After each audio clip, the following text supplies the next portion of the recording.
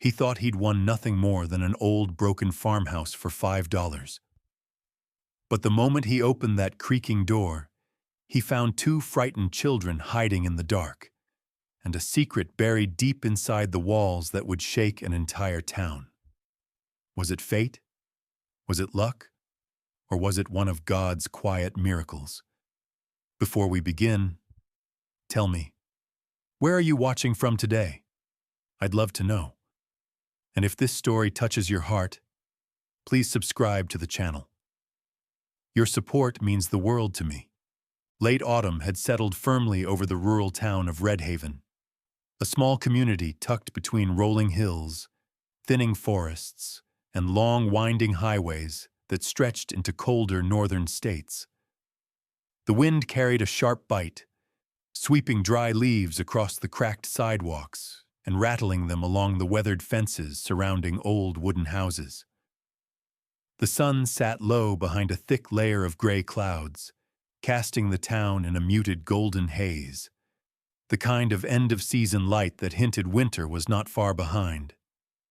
Despite the cold, the annual Red Haven Fall Fair brought life to the usually quiet streets. Strings of warm lights crisscrossed above the high school football field, booths lined the edges, and the smells of kettle corn and fried dough drifted above the crowd. Families wandered between game booths, farmers talked over warm cider, and children tugged parents toward the carousel brought in from 2 towns over. Michael Carter walked slowly along the gravel path that led past the ticket counters. At 45, he carried the steady, grounded presence of a man who had survived more than he ever discussed. His tall, 6'1" frame moved with disciplined precision, shoulders broad beneath a faded olive-green military field jacket he had worn since his last deployment. His dark brown hair, cut short with touches of gray at the temples, framed a face shaped by years of service. Strong jawline, weathered skin, a small faded scar cutting through his right eyebrow, and deep-set blue eyes that observed everything, always calculating, always calm.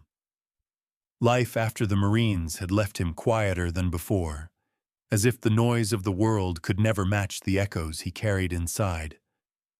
Walking faithfully at his side was Ranger, his 5-year-old German shepherd. The dog's muscular build and confident gait made him look like he was still on duty, even though he was officially retired from service. His black and tan coat was thick and healthy, ears perked, eyes bright and alert. Ranger had a natural calmness that comforted people who approached him, but he never strayed far from Michael's left leg, a habit forged from years of training and mutual trust. Michael hadn't intended to stay long at the fair. Crowds weren't his favorite environment, and even after years of civilian life, he still preferred open space, quiet roads, and predictable surroundings. But something about the crisp air and the faint cheerfulness of the fair had made him linger, letting Ranger sniff at hay bales and walking slowly past booths decorated with pumpkins and orange ribbons. Near the far end of the field, a small raffle booth stood beside a table covered with homemade pies. A handwritten sign read, $5 ticket, win an old farmhouse out in Willow Creek. The prize sounded ridiculous, almost like a joke someone put together last minute. But the woman selling tickets smiled warmly as Michael approached. She was in her late 50s, with soft brown hair tied loosely behind her head and a round, kind face lightly lined by time. Her name tag read, Margaret. "You look like someone who could use a little luck," Margaret said with a friendly chuckle, handing him a pen. Michael smirked faintly. "I think luck retired from my life a while ago." "Maybe it just took a break," she replied. $5. Worst case, you supported the community center." He appreciated her gentle tone. No pressure, no sales pitch, so he handed over the $5 bill and filled out his name. Ranger sniffed the edge of the table, earning a soft laugh from Margaret. "He's handsome," she said. "Best partner I've ever had," Michael replied. He thought no more about the ticket and continued through the fair, buying nothing, staying only long enough for the twilight to settle. As he walked home along the quiet road leading to his small rented cabin, the cold air felt sharper. The sky darkened, and the familiar heaviness returned to his chest. A feeling of being unanchored, a life stalled in transition after leaving the only world he had ever known, the military. 2 days later, Margaret called. Her voice was bright and shaking with excitement. "Michael, congratulations! You won the raffle." Michael stopped mid-step, Ranger lifting his head curiously. "Won what, exactly?" "The farmhouse. The old one out in Willow Creek." He blinked. He had assumed someone else, someone with better luck or a bigger family, would win. The idea of owning an entire property felt strangely foreign. "When do I need to pick up the keys?" he asked. "Whenever you're ready," she replied. "The place is old, but structurally sound. Needs love, though." Michael decided to visit the property the next morning. Willow Creek sat 15 miles outside town, surrounded by open fields and patches of thinning forest. The long gravel road leading to the farmhouse was cracked and uneven, overgrown with weeds on both sides. The farmhouse itself stood at the top of a small hill, a 2-story wooden structure, paint peeling, windows dusty, porch sagging slightly.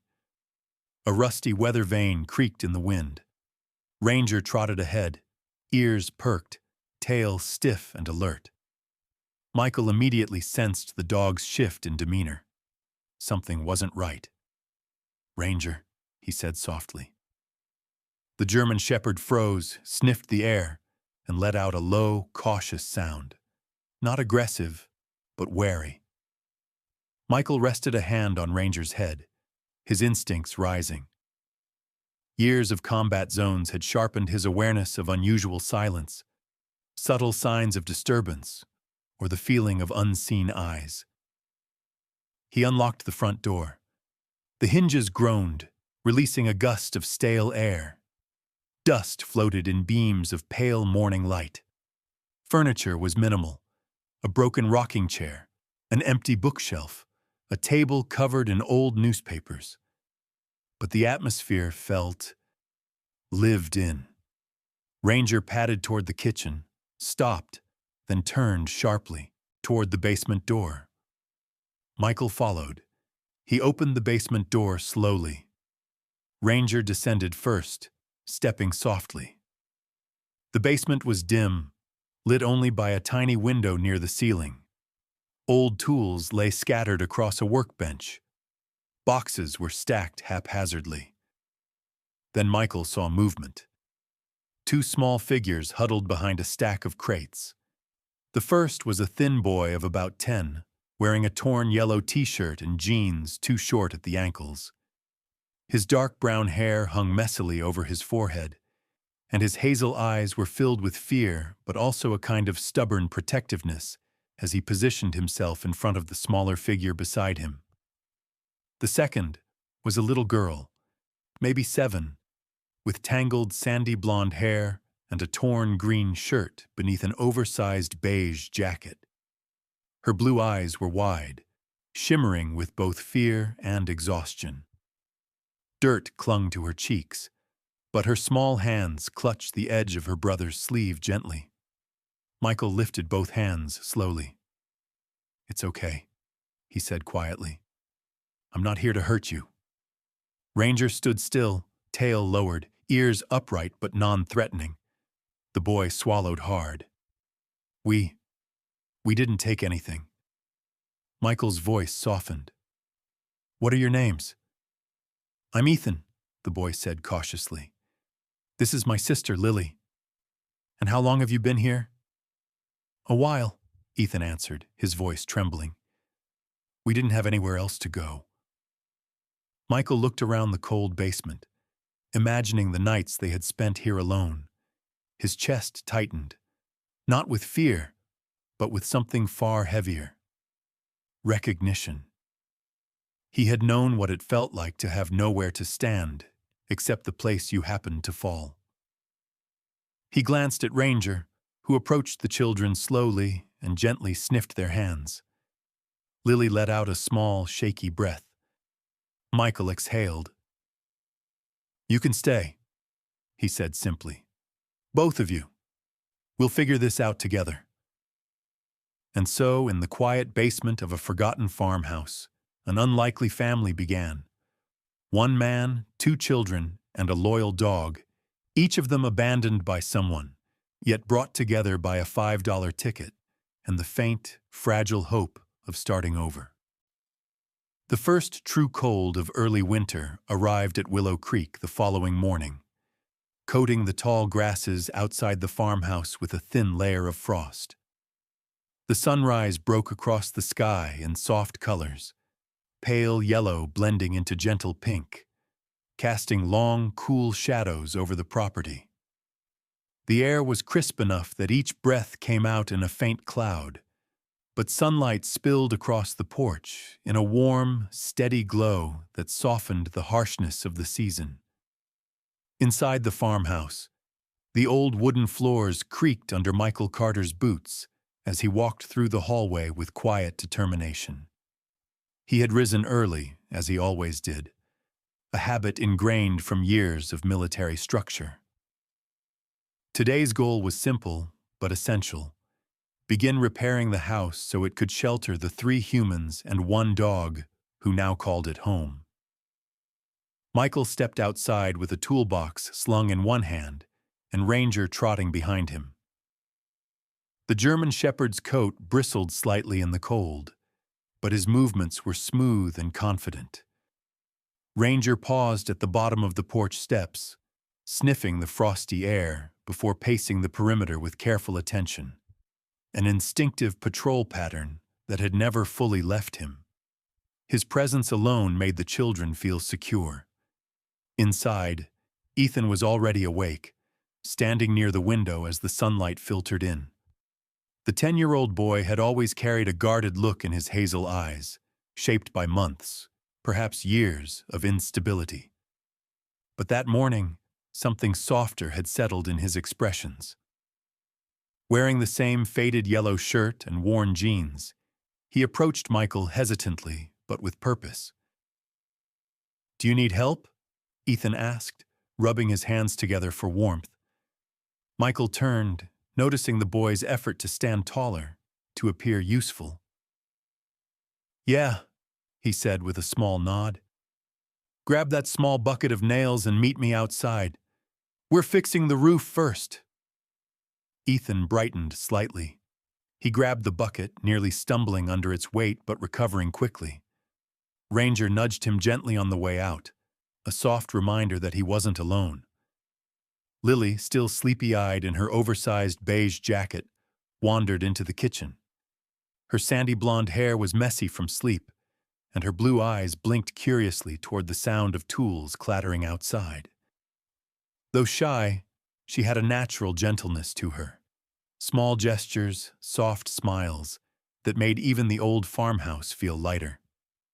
She began cleaning the few dishes they had used the previous night, humming softly as she worked. The morning passed with steady rhythm. Michael climbed the ladder to the roof, removing warped boards and replacing them with sturdier ones he found stacked in the shed. Ethan held the ladder at the bottom, always glancing up to make sure Michael was steady. When snowflakes began drifting down from a sudden passing cloud, Ethan brushed them away from the tools, protecting them from moisture. He took pride in being helpful, and Michael saw it clearly. "You're doing good," Michael said down from the roof. Ethan's face lit with a small but genuine smile, something Michael suspected he hadn't done often in the past. By midday, the sun returned, melting the thin snow layer. Michael moved to the side of the house to patch a leak he had discovered the night before. Ethan followed, holding a flashlight this time, illuminating the wires and beams as Michael worked with quiet precision. Years in the Marines had trained him to handle tools as confidently as weapons. Every movement deliberate, every choice efficient. Meanwhile, Lily swept the wooden porch carefully. The broom was almost as tall as she was, but she worked with determination, pushing leaves and dust into a neat little pile. When she finished, she went inside and arranged the few dishes, cups, and utensils they had, giving the kitchen a sense of order it hadn't known in decades. Inside the living room, a knock suddenly sounded against the doorframe.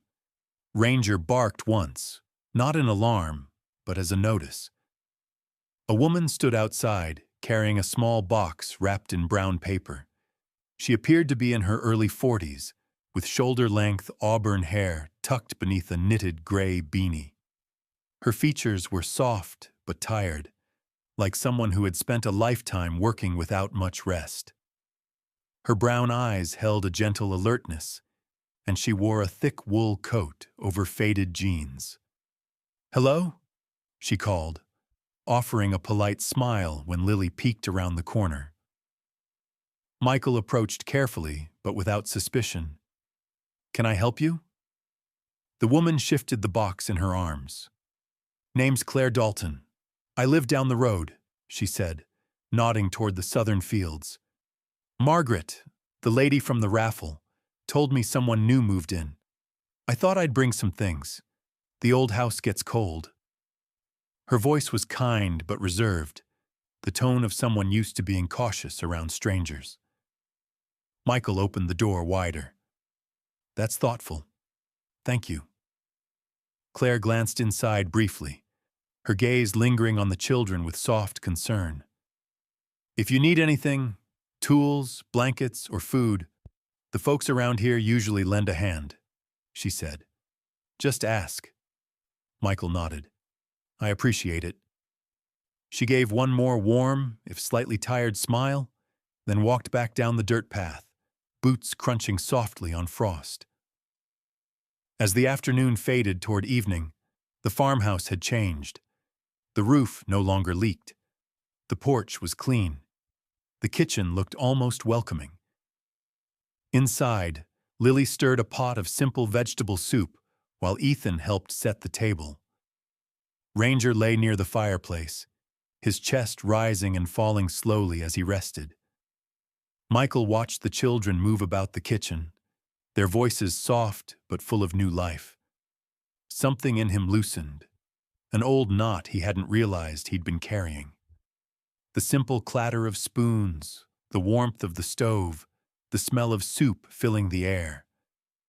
All of it tugged at a place he thought long gone. When they sat down to eat, the room felt warmer than the fire itself. For the first time in a long while, Michael Carter felt something that had eluded him for years. The beginning of a home. Evening settled slowly over Willow Creek, bringing with it a light drizzle that tapped softly against the farmhouse windows. The sky had turned a deep slate gray, thick clouds hanging low as if pressing down on the land itself. The air smelled of wet earth and aging wood, and the dim light gave the entire house a quiet, almost mysterious atmosphere. Inside, the warmth from the fireplace flickered across the old walls, casting long shadows that danced gently with every shift of the flames. Michael Carter stood in the kitchen, sleeves rolled up as he examined a section of the wall that had softened under years of moisture. Earlier that afternoon, he had noticed the wooden panel bending inward slightly, and now, with the cold rain outside, he decided to deal with it before the damage worsened. Ranger sat nearby, the German shepherd's dark eyes following Michael's every movement, ears twitching with soft alertness. Ethan hovered near the table holding a small lantern, its warm glow illuminating his curious hazel eyes, while Lily sat cross-legged on the floor sorting nails by size, a task she had given herself. The soft rhythm of rain added a sense of calm, though something in the air felt quietly expectant. Michael pressed his hand against the weakened wall, and the panel gave way more easily than he expected. He pulled, and a thin wooden board cracked free, revealing a hollow space behind it. Dust puffed into the air, stirring the dim light of the lantern. Ethan leaned forward. "What's inside?" he whispered, his voice carrying more awe than fear. Michael reached in cautiously. His fingers brushed against something smooth, leather, old but well preserved. When he drew it out, he held a thick, dark brown journal bound in cracked leather, its edges worn from years of handling. The initials HW were faintly etched into the cover. Lily paused her sorting. "Is that a book?" she asked softly. Michael nodded. "A journal, I think." He opened it carefully. The first page carried a name written in neat, old-fashioned handwriting. Harold Whitman. The children exchanged glances. Ethan asked, "Who's that?" Before answering, Michael wiped dust from the title page, reading the small note written beneath Harold's name. Property of Harold Whitman, Willow Creek Farmhouse. "He was the man who lived here before," Michael said, his voice lowering with respect. "Looks like he left more behind than just old furniture." As Michael flipped through the pages, the faint scent of aged paper drifted up. The handwriting was tight and meticulous, each line revealing the mind of someone disciplined, patient, and deeply thoughtful. Sketches filled the early pages, detailed drawings of gears, copper coils, mechanical frames, and circuit layouts. Ethan stepped closer, his eyes wide. He was building something. Michael nodded slowly. More than building. He was designing. The next set of entries described Harold's background, a self-taught mechanic with a natural gift for engineering. He had grown up in a poor mining family, never able to afford formal schooling. Yet he loved machines more than anything, taking apart old clocks and farming tools as a child, always figuring out how to improve them. As an adult, he became known locally for repairing farm equipment better than any certified technician, despite never receiving official training. Lily leaned in, fascinated by the precise drawings. "He looks smart," she murmured. "Very smart," Michael agreed. But as Michael turned the pages, the story shifted. Harold wrote about a device he believed could change rural life forever. A low-cost, clean energy generator, small enough for a household, powerful enough to run essential tools, cheap enough that even struggling families could afford one. For 30 years, he refined the design, building prototypes in a hidden workshop. He described setbacks, breakthroughs, and the unstoppable hope that kept him going. Then came the entries that made Michael pause. Pages marked with frustration, anger, and heartbreak. Harold had submitted his designs to a respected university engineering department for review, hoping they would help refine and authenticate his invention. Instead, the faculty copied his work, filed patents under their own names, and denied ever receiving his submissions. In the following entries, Harold's handwriting grew shakier, thinner. He wrote about losing faith in people, about being laughed at by neighbors who thought he was chasing fantasies, about watching his life's work stolen while he grew older, weaker, and more alone. By the final entries, Harold described the worsening condition of the house and his fear that winter would soon take him. The last page ended abruptly, as if he had intended to write again, but never did. Michael closed the journal slowly, feeling the weight of the man's story settling in his chest. The kitchen was silent except for the rain tapping the roof. Ethan stared at the closed journal, troubled. They stole from him, he said quietly. The university did. Lily hugged her knees close. That's mean, she whispered. He tried so hard. Ranger walked to Michael's side and rested his head against Michael's knee, sensing the heaviness filling the room. Michael placed his hand on the dog's back, grounding himself. No one deserves to be forgotten like that, he murmured. He looked at the faces of the children, 2 kids who had been abandoned by the world just as Harold had. He understood their silent pain more deeply than he expected. In the quiet warmth of the kitchen, with the rain echoing softly above them, Michael made a decision he didn't speak aloud, but felt firmly inside. Harold Whitman's story would not end in that wall. What the world had stolen from the old mechanic, perhaps they could help restore. The morning after the rain arrived bright and crisp, sunlight spilling across the fields like a fresh coat of gold.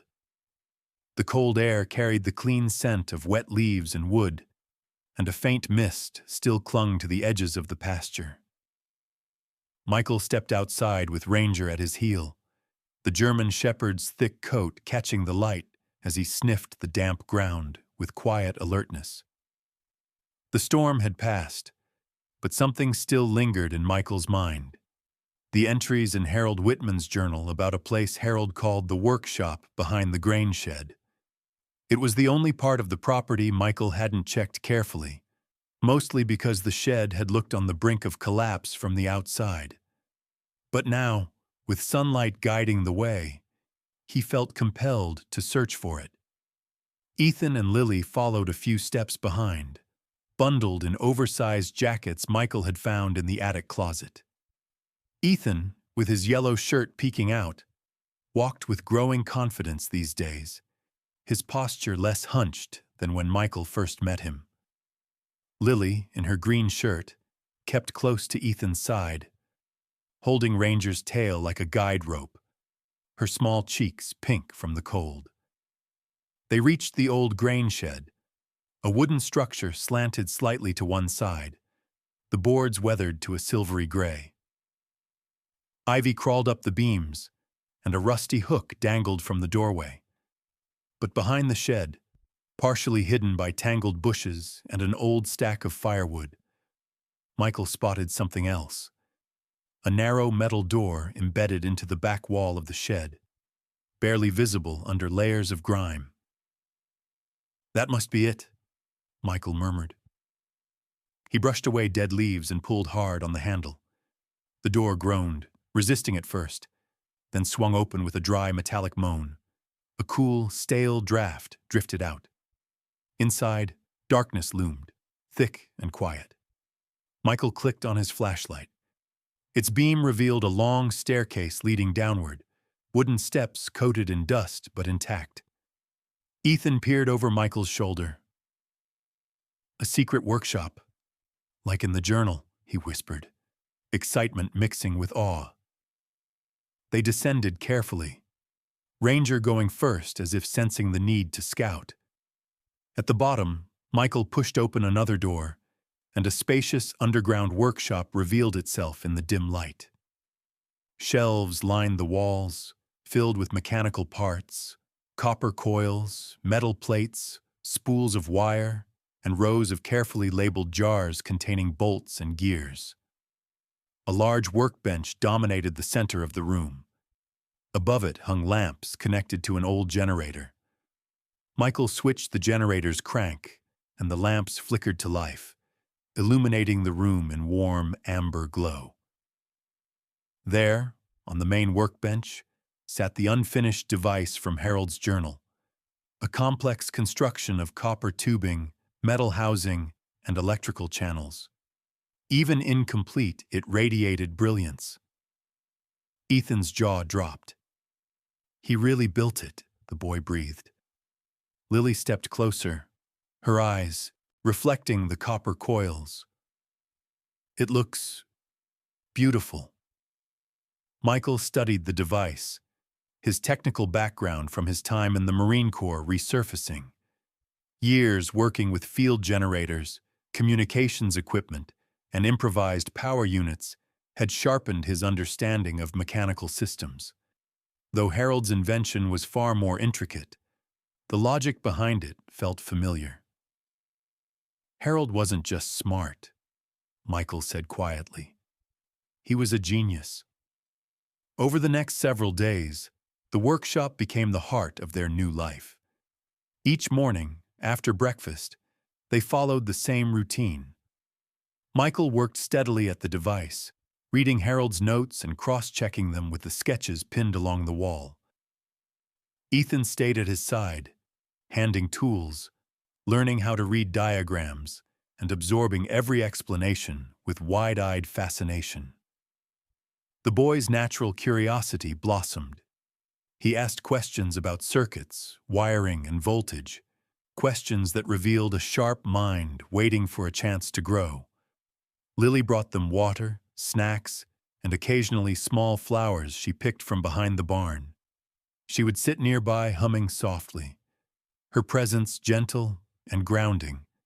Michael noticed how she brightened whenever he explained something to Ethan. Perhaps because she finally felt part of something safe. Ranger remained at the entrance of the workshop every day, lying across the threshold like a steadfast guardian. His attentive ears twitched at every noise outside, and he occasionally padded over to check on Michael, nudging his knee with quiet support. Progress came slowly but surely.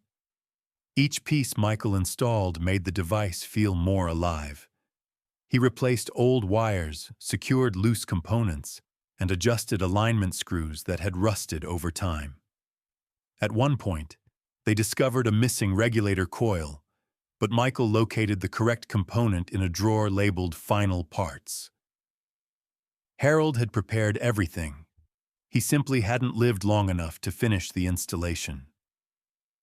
On the 7th morning, after hours of meticulous adjustments, Michael tightened the last screw, exhaling with a mix of hope and disbelief. "This is it," he said. Ethan and Lily stood behind him, holding their breath, their faces glowing under the workshop lamps.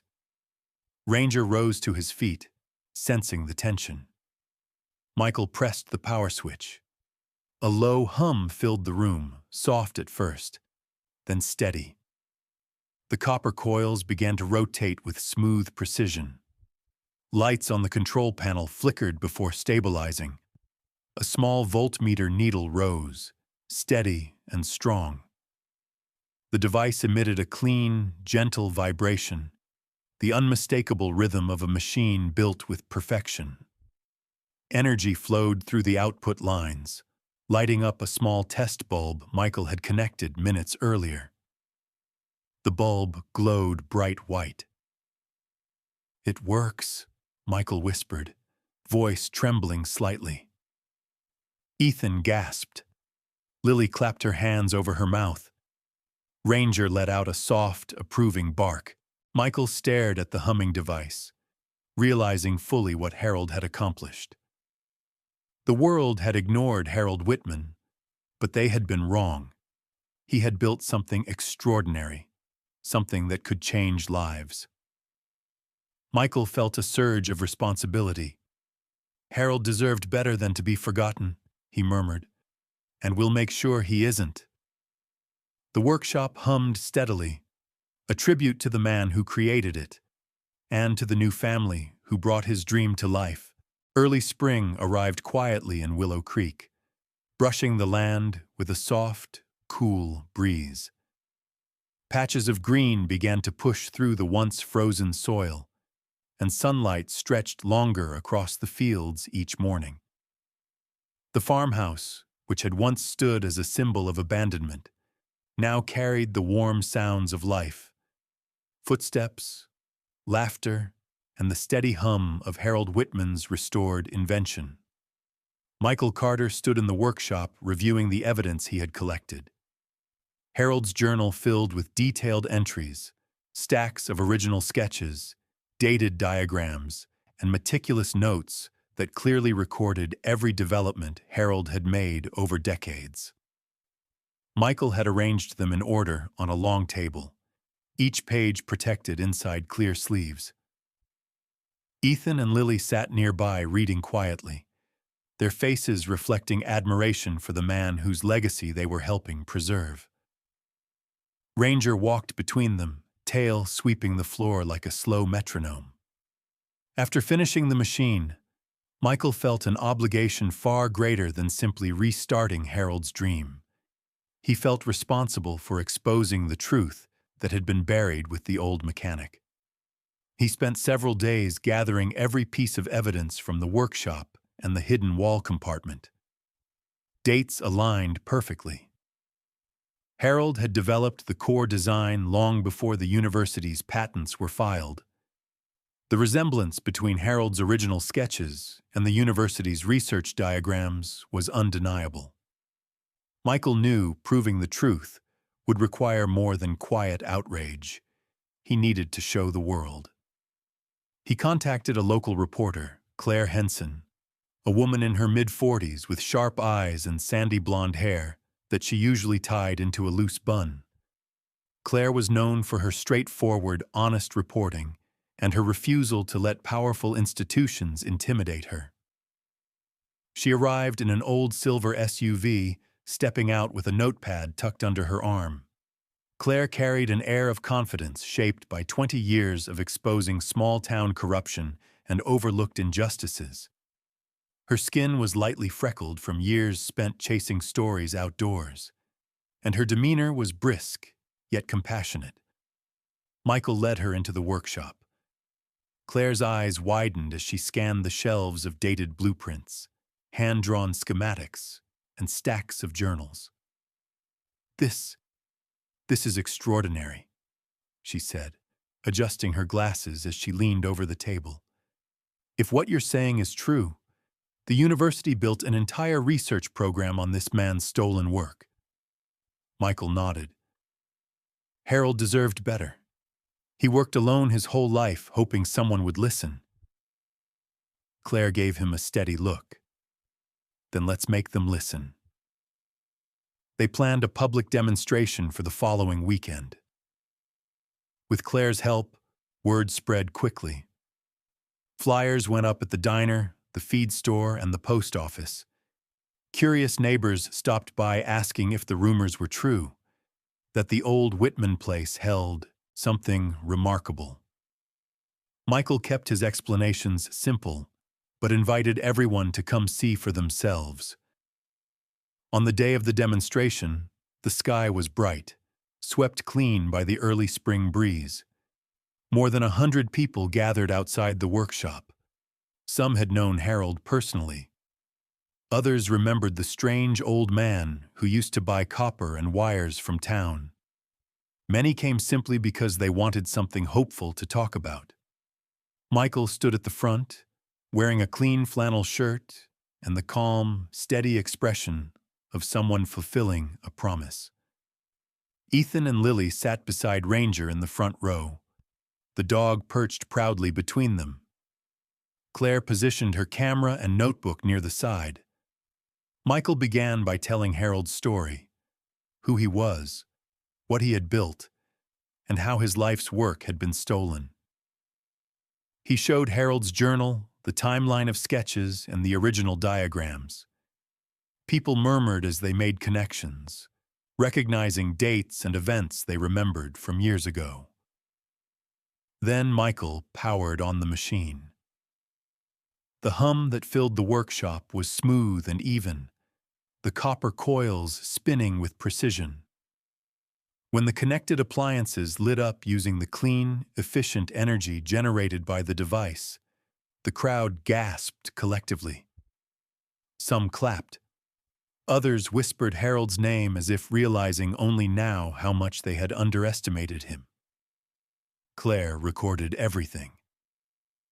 Within 48 hours, the story broke across local news channels. Within a week, state and national publications picked it up. The university remained silent at first, but mounting public pressure forced them to respond.